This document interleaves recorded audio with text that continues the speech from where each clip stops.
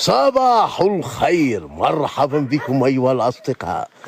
يا للروعة يا للروعة، يا له من صباح جميل مع صوت الكلاب. اقسم بالله لك نحمد ربي ونشكرو ان الارجنتين ربحات. برا يرحم والديك يا ميسي. وميسي سلك لهم واحد الطبال كان غادي يدوم المئات ديال السنين. برا يبارك لك يا ميسي في صحتك وعافيتك يا ميسي يا وخي. لو كان فازت مصر كان افريقيا كلها اعتزلت كرة القدم، كان تطبيل حيدوم لمدة 100 سنة. راك رتحتنا من كارثة كانت باش تصير في الكرة الأرضية، شفتها نقبة الوزون كانت باش تزيد توسع. خوت واش هذا ميساج ولا اكسبري ولا سمعت سيدي ربي راه حيت بانوا كلهم مشاو بثلاثه، هذيك ثلاثه شكرا ميسي هيا ابو ثلاثه يا ابو ثلاثه. شكرا ميسي يا ابو ثلاثه يا ابو ثلاثه يا ابو ثلاثه. شكرا ميسي يا ابو ثلاثه هيا ابو ثلاثه يا ابو ثلاثه. انت بقى ابو افريقيا، انت بقى ابو افريقيا يا لهوي.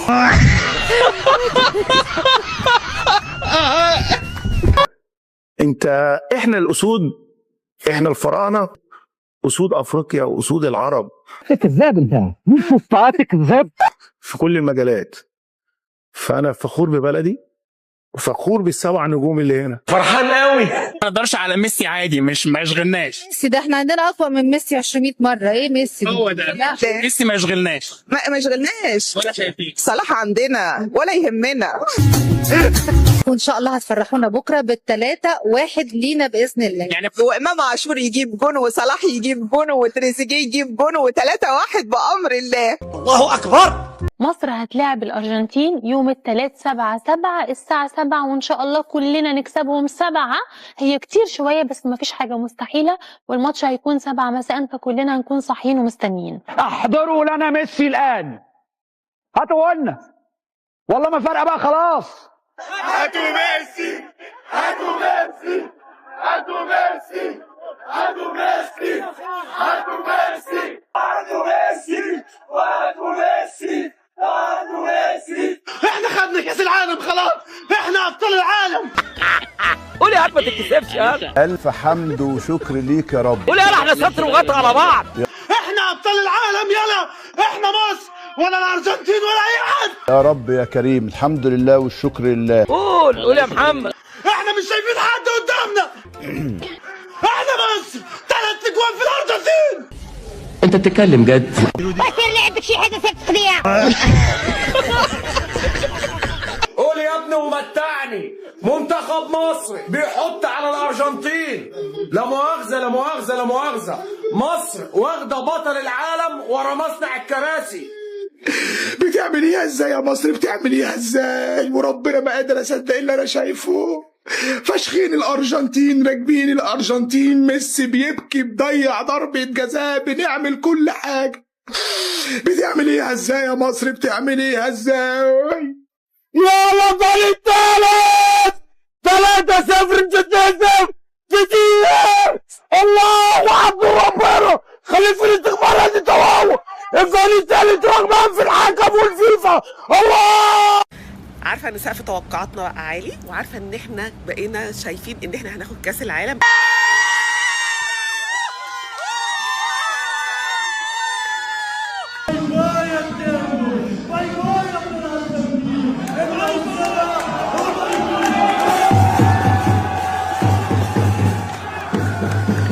هاتونا ميسي هاتونا ميسي هاتونا ميسي هاتونا ميسي. 1 2 ميسي راح فين؟ 1 2 ميسي راح فين؟ سلموا لي على ميسي بتاعكم. لنا. A few moments later. Respeten los rangos. El rey ya llegó. Es Argentina. هو في ايه يا جماعه؟ هي حته مباراه؟ هو حته كاس عالم لا راح ولا جه؟ هي حته رياضه؟ ايه كميه السب دي؟ طب بتسيبوني ليه؟ طب بتتنمروا على شفايفي ليه طيب؟ ربنا يبتليكم يا رب بما ابتلى شفايفي، بما ابتلى شفايفي شفي. بصوا اقسم بالله ما في ولا كومنت سلبي من اللي بتعملوه ده مؤثر فيا. طب تعالى بقى ميسي، تعالى بقى ميسي بقى، افتح لك النور كمان. انا اقول لك على كلمتين. انت بضان يلا، انت بضان.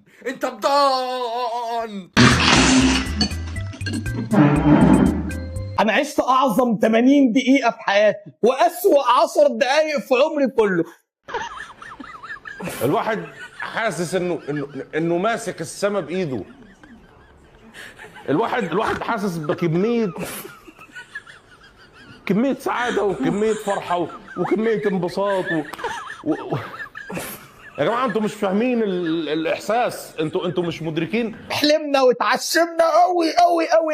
ليه عشمتينا طيب؟ يعني ليه الكورة عشمتنا واديتنا لحد الاخر؟ ما كانوا يكسبونا من الاول، ما كانوا يجيبوا جول والتاني والتالت ويكسبونا ويخلص الماتش من الاول. ليه اتعشم لحد الدقيقة 80 وانا كسبان الارجنتين وليونيل ميسي 2-0؟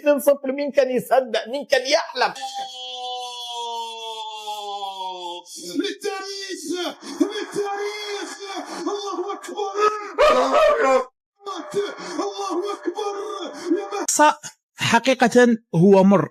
نصرنا وشجعنا ودعمنا المنتخب المصري طيلة اللقاء، لكن للأسف هناك لاعب اسمه ميسي. هو المنتخب المصري اليوم هو منتخب كل العرب والأفارقة، كلفتنا الخروج. على كل حال خرجتم ورأسكم مرفوع.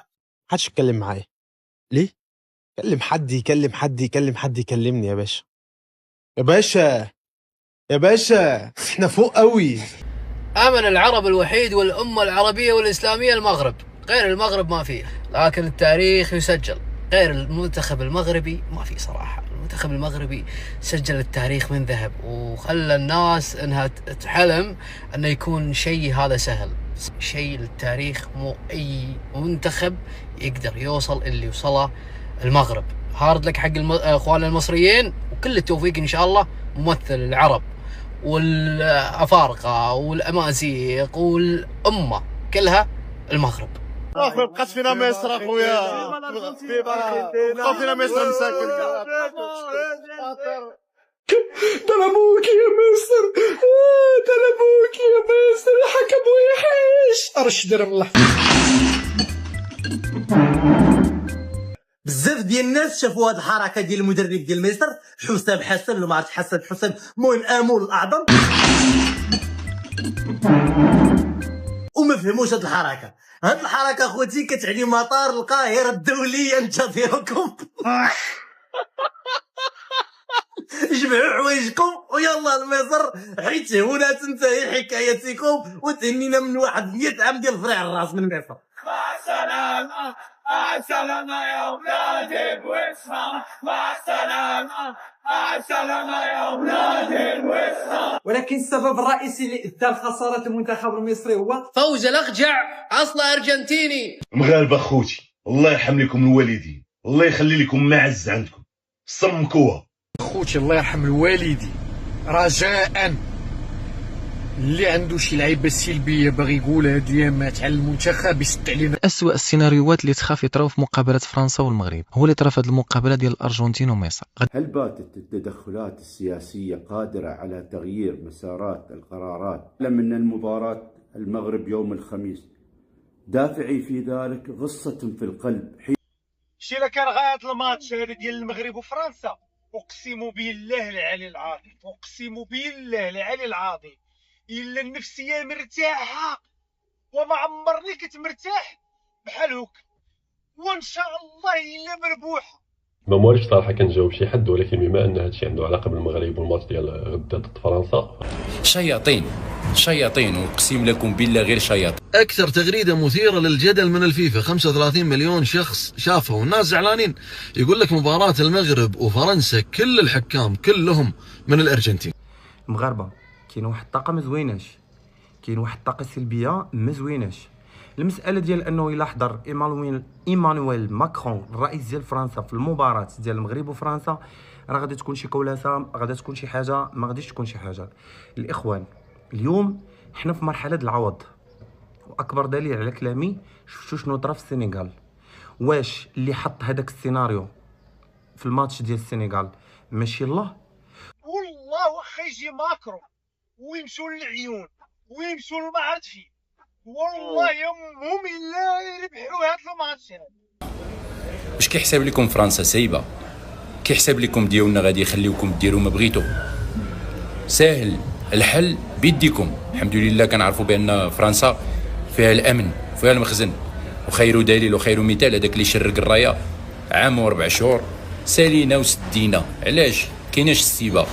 اللي بغى الحبس راه هذيك هي طريقه وسهله. المغاربه فاش تكونوا تجمعوا كنتمنوا اولا وقبل كل شيء اننا نفوزوا على المنتخب الفرنسي، لان غادي تكون فرحه عارمه وغادي تكون انتصار بطعم خاص ومن حقنا نفرحوا. ولكن كنهضر هنا مع الناس ديال اللي المغاربه اللي ساكنين في فرنسا، كنقول لكم فرحوا ولكن بالقياس، لانه خصوصا الا ربحنا فرنسا وحنا لاعبين مع فرنسا وحنا في بلادهم خصنا نعرفوا نفرحوا ونكونوا حضاريين. جا شي واحد حداكم بغى يبدا يدير المشاكل، يكون النوع ديالو كيف ما يكون، شكيتو فيه يكون النوع ديالو كيف ما يكون، مغربي جزائري منين ما كان، شدوه ما تضربوه ما تقيسوه، حبسوه عند حدو. راكم تبارك الله جماعه وكبيره، شدوهم غادي تعيطوا للمخزن، المخزن غادي يكون حاضر معكم، يكتفوا الزمر ويلوحوه يديوه يتربى. وهذا الشيء اللي كنقول لكم راه خصنا نخدموا فيه العقل، لانه بصح باغيين يحرموا علينا الفرحه ديالنا، لانه هما هذه 10 ايام باش خارجين وكيشوفونا حنا باقيين تما وغادي نلعبوا مع فرنسا وعندنا حظوظ. لان اللي كيخليهم يقولوا بحال هكا بانهم واثقين باننا قادرين نفوزوا على فرنسا. شوف درجه الحقد والحسد والكراهيه، هادشي ما كيبش ما تيشرفش. راه فاش كيسمعوكم ناس من الخليج ولا كيسمعوكم من دول عربيه راه كيقولوا يا للاسف مع من حشر الله المغرب بالجوار. رحمك الله الحسن الثاني. اخوان من حقنا نفرحوا بطريقه حضاريه وخصنا نفرحوا، لانه غيزيد يفقس لنا العديان، وهذا الشيء راه غير السم ديالهم تيتقلاو فيه. خليوهم كما قلت لكم، اللي بغى يدير المشاكل يتربى، نشدوه نعيطوا لهم الي تشارجر. كان مغربي ياخذ حقه، كان جزائري ياخذ حقه. سالينا السلام عليكم. أكثر تغريدة مثيرة للجدل من الفيفا، 35 مليون شخص شافها والناس زعلانين. يقول لك مباراة المغرب وفرنسا كل الحكام كلهم من الأرجنتين. والله شغلة عجيبة وغريبة ما أدري شنو تفسيرها. كان الله في عون المغرب وكلنا مع المغرب. هذه في كاس العالم كنا كنقلبوا على شي منتخب كبير نتخباو فيه، فرنسا، الارجنتين، البرازيل، ايطاليا، الالمان، باش الا ربحوا اللقب نقولوا هذا هو المنتخب اللي شجعنا. وتا حنا كان اقصى طموح عندنا هو نوصلوا للدوزيام تور. اللي باي المغرب هو اللي كان سباق لهذه المساله هذه. جات 2022 الركراكي وليداتو شكرا جزيلا لهم داروا لنا انجاز اللي ماشي عادي. دومي فينال، احسن 430 منتخب. جات ميريكان كلشي كيتسنانا، شنو غادي نديروا؟ كارت فينال، عاودناه للمره الثانيه على التوالي.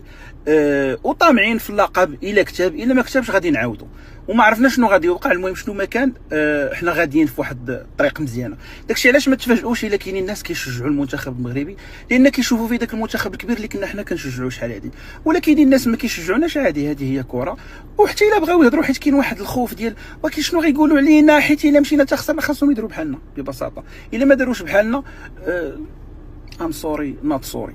ديما وريني يا ابني الاهلاويه بيهببوا ايه، وريني. شغل في قلب المغرب الهدف الاول لمصر، في قلب المغرب ياسر رجوله ابن الاهلي، ياسر رجوله ابن الاهلي، والاول لمصر، والاول لمصر في المغرب مش في الارجنتين. خوا يا اخويا يا جزائري، خوا يا اخواتي يا جزائريين، على العهد هناخده بطرقه، على العهد هناخده بطرقه. ميسي بيعيط، الهدف دخل في قلب المغرب. مش هتشوف ميسي يالا، طفي التلفزيون يا مغربي ياللي مستني مصر تخسر. ايه دخل المغرب والجزائر في ماتش مصر والارجنتين؟ العلاقه اللي ما بين المغرب والجزائر انا ماليش دعوه بيها، لا من قريب ولا من بعيد، ولا مع دول ولا مع دول. انا بحب دول وبحب دول. انت اللي انت بتعمله ده بيزود التعصب والكراهيه ما بين الناس. انت مش عارف مدى الخطوره اللي انت بتقدمها. انت تليفونك بيفتح على الكاميرا بتطرطش كلام بترميه على الناس من غير ما يعدي على مخك، لان هو لو عدى على مخك هيقول لك اللي انت بتعمله ده خطر. منتخب مصر او مصر ليست منتخب مصر، والمغرب ليس منتخب المغرب. يعني لو في حد ما بيشجعش منتخب المغربي او منتخب مصر، هما كده مش بيكرهوا مصر ولا المغرب، دي كورة، منتخب كورة عادي جدا. الناس دماغها ساحت في مكان مرعب. الناس دي لازم يكون في عليهم رقابة. هو مش فاهم خطورة اللي هو بيعمله. انت بتتكلم عن ماتش مصر والأرجنتين، ايه علاقة دول ودول؟ يا عم حب دول وما بتحبش دول، احترمهم. يا اما تحب الاتنين يا اما مش عايز تحب الاتنين، احترم الاتنين. نقول ايه؟ مش عارف اقول ايه، ما عنديش رد اقوله تاني غير بعد ما نموت كل واحد هيتبقى له في الدنيا سيرته الطيبة بس. كان في حاجة عايز اقولها ونسيت خلاص. خدت طار الجزائر، خدت طار الجزائر يا اخويا.